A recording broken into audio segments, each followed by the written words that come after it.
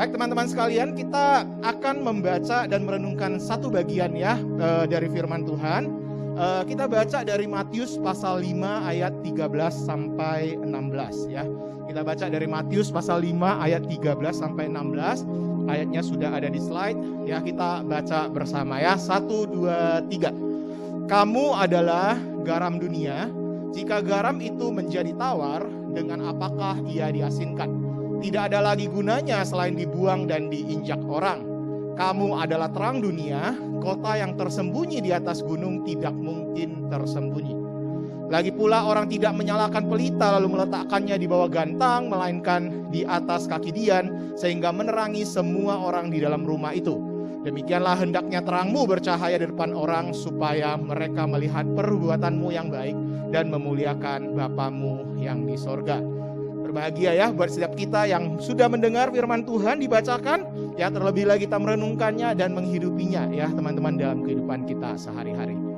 Nah teman-teman, belakangan ini saya sangat tertarik dengan yang namanya Citayam Fashion Week ini. Ya saya percaya teman-teman juga pasti mengikuti perkembangannya ya. Mungkin ikuti dari media sosial ya, ataupun mungkin juga sempat searching di Google apa sih sebenarnya Citayam Fashion Week ini.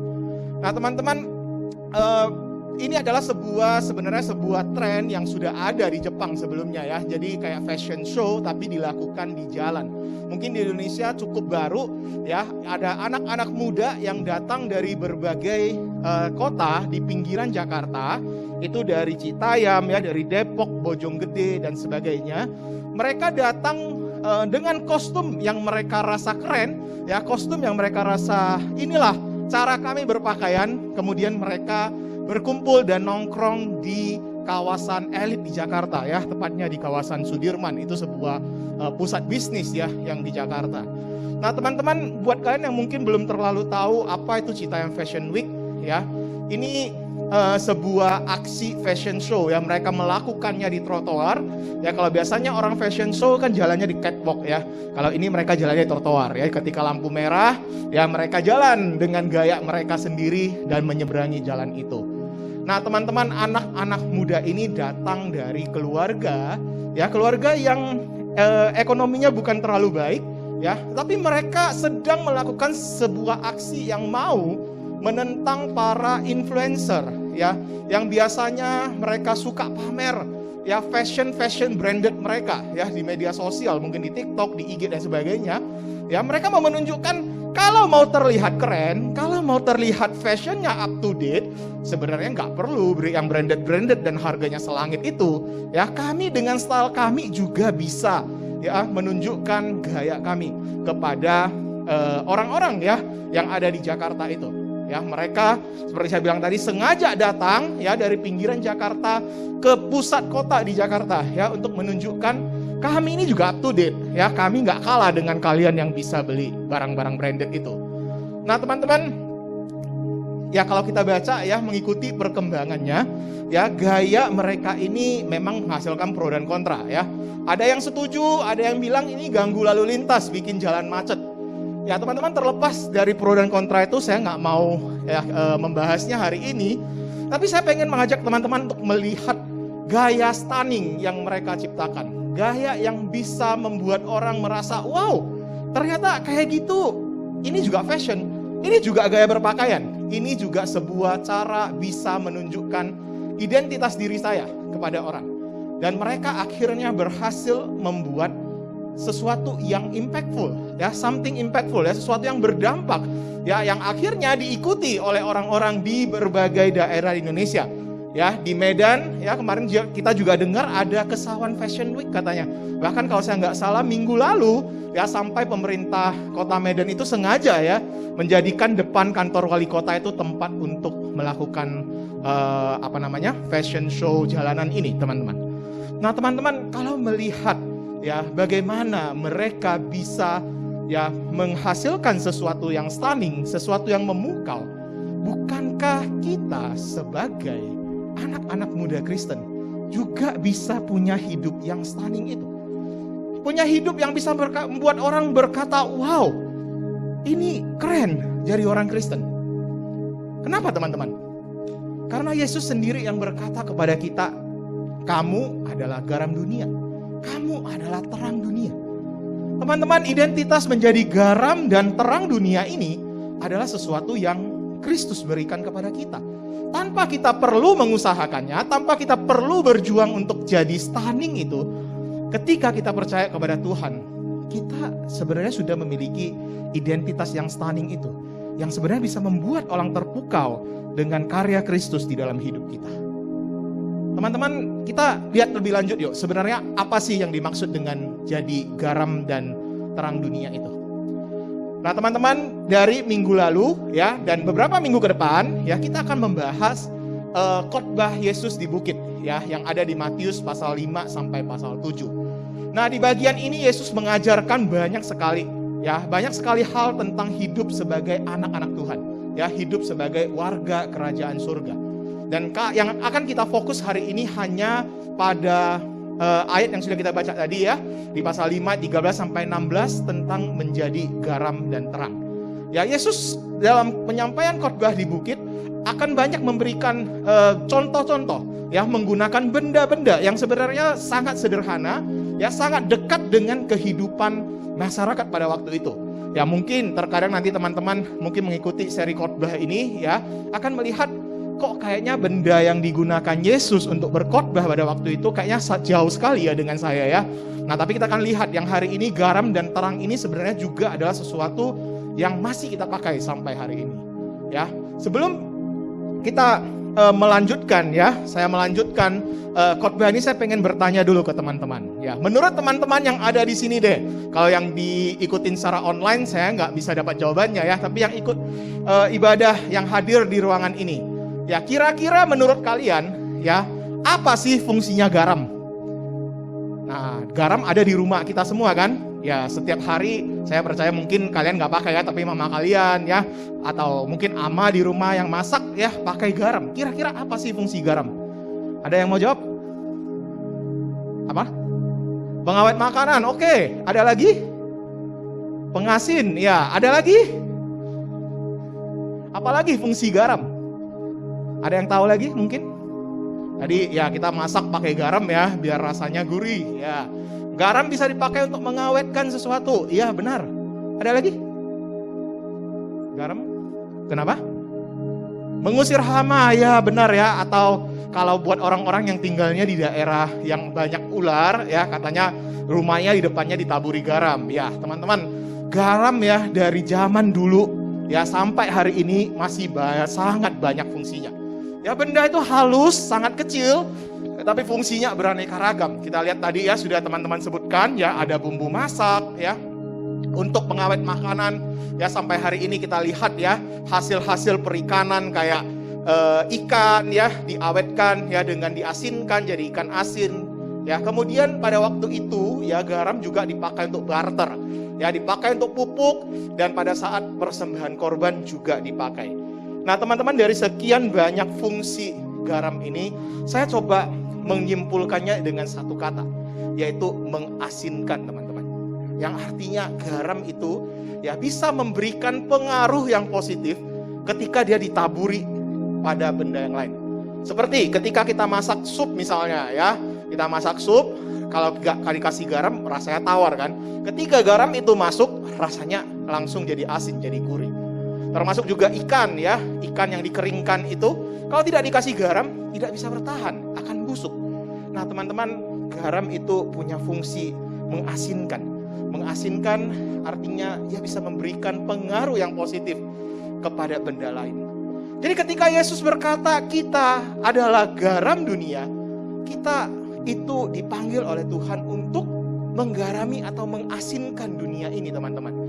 Agar lewat kehidupan kita yang sudah merasakan kasih Kristus itu, kita bisa mengasinkan kehidupan dari orang-orang di luar sana yang belum merasakan rasa asin itu, yang belum merasakan kehidupan di dalam Kristus itu teman-teman. Teman-teman, kita lihat yang berikutnya tentang terang. Saya percaya semua dari kita pasti senang ya dengan terang. Ada yang suka rumahnya mati lampu setiap hari? Gak ada ya? Ya saya juga gak suka ya teman-temannya kalau mati lampu. Tapi apa daya, dulu sewaktu saya masih berumur seperti teman-teman, Ya, berarti sudah ya belasan tahun ya. Nah, kira-kira belasan tahun yang lalu waktu saya masih sekolah, waktu itu masih SMA kalau saya nggak salah ingat. Medan itu terkenal ya dengan kota yang suka mati lampu, teman-teman. Ya, atau listriknya sering padam. Nah, teman-teman yang mungkin pernah mengalami momen itu ya berarti kita seusia ya. Kalau teman-teman yang nggak pernah lagi mengalami itu, berbahagialah kalian ya. Nah, teman-teman, ketika masa-masa ada giliran gelap itu, sehari itu bisa mati lampu ya 4 jam, kemudian nanti nyala 4 jam, mati lagi, nyala lagi, setiap hari seperti itu. Dan tidak bisa ditebak, teman-teman ya. Memang terkadang PLN itu ya kasih informasi di koran ya, ditulisin tanggal sekian sampai tanggal sekian, nanti ada pemadaman jam sekian sampai jam sekian, tapi nggak bisa dipercaya, teman-teman ya. Jadi pokoknya dia kalau pengen matikan aja, pokoknya mati. Nah, tapi bagaimana dengan saya yang harus belajar pada malam hari, besoknya ujian? Ya mau nggak mau ya, orang tua saya sudah nyetok itu di rumah. Biasanya kalau ada pengumuman, ada pemadaman listrik, ya pasti kami sudah beli lilin lah, lampu emergensi lah, dan sebagainya. Ya kebetulan memang di rumah nggak ada genset ya. Orang yang punya genset itu sudah beli solar, teman-teman ya. Beli banyak untuk mengantisipasi pemadaman ini. Nah, teman-teman, ketika lampu itu padam ya, atau listrik itu padam, apa sih yang biasanya akan refleks kita lakukan? Kita pasti mencari sumber terang. Bayangkan saja tiba-tiba ya mati lampu, zep, oh enggak mati ya. Nah, tiba-tiba mati lampu, pasti kita otomatis keluarkan handphone kita ya, nyalain flashlight ya. Nah, teman-teman, terbegitu pula dengan terang itu. Walaupun terang itu hanya kecil saja, ya dari lilin itu mungkin hanya kecil saja, tetapi ketika ditaruh di tempat yang tepat, ya lilin itu akan punya dampak yang besar. Bisa menerangi satu ruangan yang besar. Begitu pula dengan kita semua, teman-teman. Ketika kita ditempatkan oleh Tuhan di tengah-tengah dunia yang gelap ini, Tuhan juga pengen kita menerangi dunia ini. Yesus memberikan sebuah contoh ya pada waktu itu ya, orang-orang Yahudi pada waktu itu, kalau kita baca di ayat tadi itu ya, mereka itu pada waktu itu belum punya listrik seperti kita ya. Mereka itu harus menyalakan yang namanya pelita, dan pelita itu harus ditempatkan juga di tempat yang tepat sehingga cahayanya bisa dibagikan untuk satu ruangan di mana biasanya keluarga itu berkumpul ya. Tidak mungkin cahaya itu ditutup ya, kalau ditutup tidak bisa memberikan dampak. Demikian pula dengan kita ketika kita disebut sebagai terang dunia. Teman-teman, ketika kita masih hidup di dalam dosa, ketika kita belum mengenal Yesus, kita belum merasakan kasih Tuhan dalam hidup kita, kita berada di dalam kegelapan dosa. Dosa yang begitu gelap itu diselesaikan oleh Tuhan ketika Dia datang sendiri ke dalam dunia ini. Dia mati di atas kayu salib untuk menebus kita dari dosa-dosa kita, melepaskan kita daripada kuasa dosa itu. Ketika kita percaya kepada Kristus, kuasa Kristus itu bekerja di dalam diri kita, mengampuni dosa kita. Kita menjadi orang yang disebut sebagai anak-anak terang. Karena terang Kristus itu yang tinggal di dalam hidup kita, dan kita mendapatkan terang Allah, teman-teman. Teman-teman, bukan hanya kita menjadi garam yang punya rasa asin, tetapi hidup kita juga diterangi oleh kasih Tuhan. Kalau demikian, kalau kita dan orang-orang Kristen ya adalah garam dunia dan terang dunia, punya hidup yang bisa memberikan dampak bagi dunia ini. Tapi coba kita lihat hidup kita, teman-teman. Apakah hidup kita selama ini sudah adalah orang yang stunning? Yang ketika orang melihat hidup kita, orang bisa mengatakan, wow, hidupmu sungguh menggambarkan Kristus. Kristus yang baik itu, Kristus yang penuh kasih itu. Atau jangan-jangan ya, kita bukan menjadi garam dan terang dunia. Jangan-jangan kita adalah cabai dunia, teman-teman. Nah, ini gak ada di Alkitab, teman-teman ya. Saya coba melihat saya coba mengambil sebuah ilustrasi, sebuah contoh ya, dengan mungkin apa yang selama ini kita rasakan ataupun mungkin kita perbuat, teman-teman. Jangan-jangan kita menjadi cabai dunia, perkataan-perkataan kita. Begitu menusuk orang lain, ya, sampai hati orang lain terluka dan tertusuk. Entah sengaja, nggak sengaja kita mengejek teman kita. Ya, tindakan-tindakan kita juga rasanya pedasnya seperti cabai Carolina Reaper yang katanya paling pedas di dunia ini. Kita bully teman kita, atau mungkin kita menikam teman kita, dan sebagainya. Jangan-jangan aku bukan garam dan terang dunia. Jangan-jangan kehidupanku lebih cocok disebut cabai dunia. Teman-teman, yang manakah kita? Teman-teman, saya percaya setiap daripada kita pasti pengen punya hidup yang stunning. Pengen punya hidup yang bisa berdampak bagi orang lain, yang bisa membuat orang lain melihat Kristus yang hidup di dalam hidup kita. Oleh karena itu kita perlu ingat, teman-teman, menjadi garam dan terang dunia bukan berbicara bagaimana usaha saya ya untuk bisa menjadi garam dan terang itu. Tetapi itu adalah anugerah Tuhan yang berikan kepada kita sebagai orang percaya, agar kita bisa memiliki hidup yang berdampak. Oleh karena itu teman-teman, untuk menghidupi identitas kita sebagai garam dan terang dunia, kita perlu yang pertama untuk terus menjalin relasi dengan Tuhan.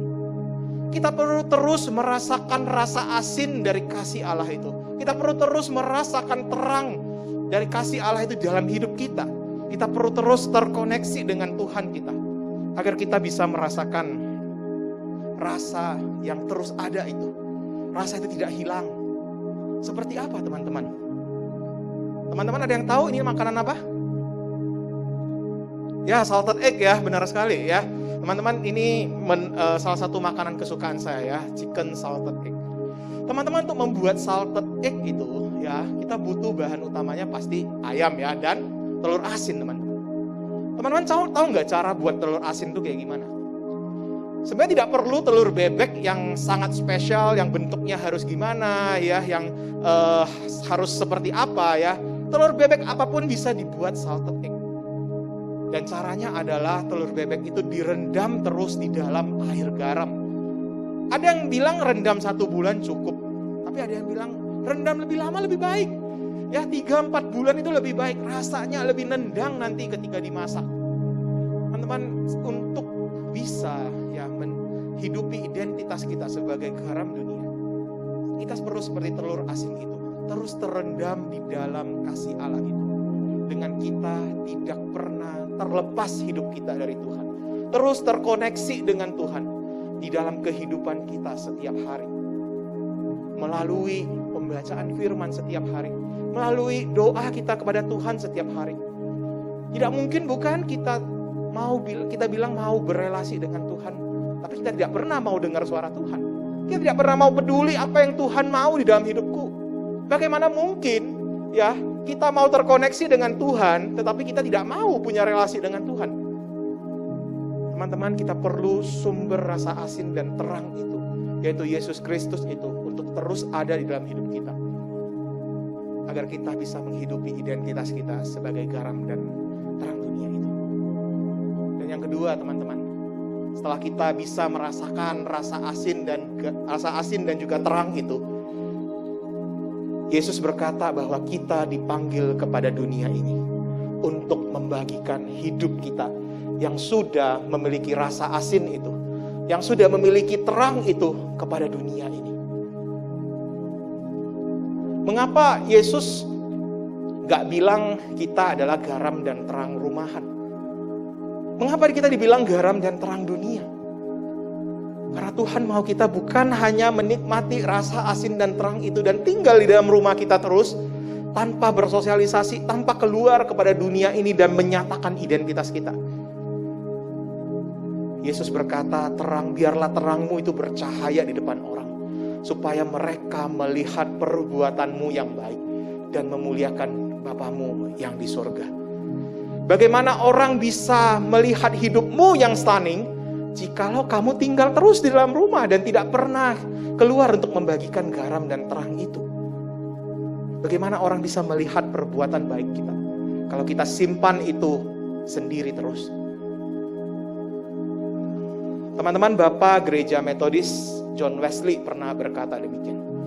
Lakukan semua kebaikan yang Anda bisa, dengan segala sumber daya yang Anda bisa, dengan semua cara yang Anda bisa, di semua tempat yang Anda bisa, setiap saat Anda bisa, kepada semua orang yang Anda bisa, selama Anda bisa.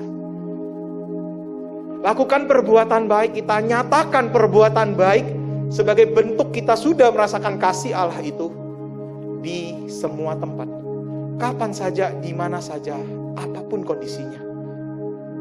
Itulah panggilan kita menjadi garam dan terang dunia. Kita bisa melakukan perbuatan baik bukan karena kehebatanku, bukan karena aku ini orang yang rajin ke gereja, bukan karena aku ini orang yang rajin saat teduh, rajin berdoa. Tetapi ini adalah anugerah Tuhan kepada kita. Ketika Tuhan sudah mengubahkan hidup kita, mengizinkan kita merasakan kasih Tuhan itu, dan Tuhan panggil kita untuk menjadi garam dan terang dunia ini. Dengan menyatakan identitas kita, melakukan perbuatan baik yang dikehendaki oleh Tuhan. Dan teman-teman, gereja kita memberikan kesempatan bagi kita untuk menjadi garam dan terang bagi kota Medan ini. Teman-teman, saya sekaligus promosi di tempat ini ya teman-teman ya. Dan saya percaya apa yang kita dengar pada pagi hari ini akan berlanjut di sesi MUMC ini. Ketika nanti kita akan belajar bersama untuk bagaimana kita bisa menghidupi identitas kita yang stunning itu di kota Medan ini. Teman-teman, coba lihat di sekitarmu, di luar gereja ini. Betapa banyak orang yang belum merasakan kasih Tuhan itu. Dan anak-anak muda dipanggil untuk menjadi orang yang bisa mengubah kehidupan kota Medan ini. Medan Urban Mission Conference for Youth diadakan agar kita semua bisa bersama-sama mengerjakan misi Allah menjadi berkat bagi kota Medan ini. Tanggal 19 dan 20 Agustus teman-teman, itu di hari Jumat ya dan Sabtu. Jumat itu dimulai malam hari ya, kalau Sabtu mungkin agak sore sampai malam teman-teman. Oleh karena itu teman-teman, daftarkan dirimu. Dan mari kita belajar terus bagaimana menghidupi identitas kita itu menjadi garam dan terang bagi kota Medan ini. Teman-teman, linknya ada di sini ya. Kalau nanti mungkin lupa juga bisa, kalau teman-teman ada di WhatsApp gereja itu juga dikirim di sana, atau nanti bisa tanya ke pengurus juga ya.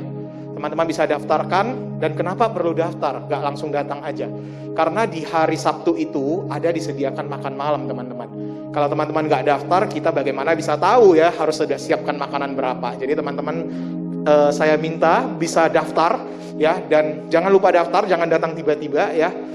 Daftar dulu ya, daftar dulu biar nanti bisa dipersiapkan oleh panitia ya untuk tempat duduknya dan juga makan malamnya di tanggal 20. Ya, di sini kita akan belajar bersama bagaimana kita bisa menghidupi identitas kita. Ya, identitas yang stunning itu, teman-teman. Teman-teman, mari kita hidup menyatakan identitas kita sebagai garam dan terang kepada orang-orang di sekitar kita. Agar lewat identitas kita sebagai garam dan terang itu, orang-orang bisa melihat kasih Kristus yang nyata. Kasih Kristus yang kita bagikan lewat kehidupan kita kepada orang-orang di sekitar kita. Pemuda di Citayam ya, mereka datang. Mereka mungkin tidak pernah berpikir bahwa mereka bisa menciptakan sebuah tren, menciptakan sebuah gaya fashion yang akhirnya membuat orang terpukau. Teman-teman, walaupun kita masih muda ya, walaupun kita mungkin bukan datang daripada latar belakang keluarga yang ekonominya luar biasa ya, yang punya status kedudukan yang tinggi, tetapi kita bisa melakukan something walaupun kecil seperti lilin tadi, walaupun kecil tetapi bisa berdampak bagi orang-orang di sekitar kita.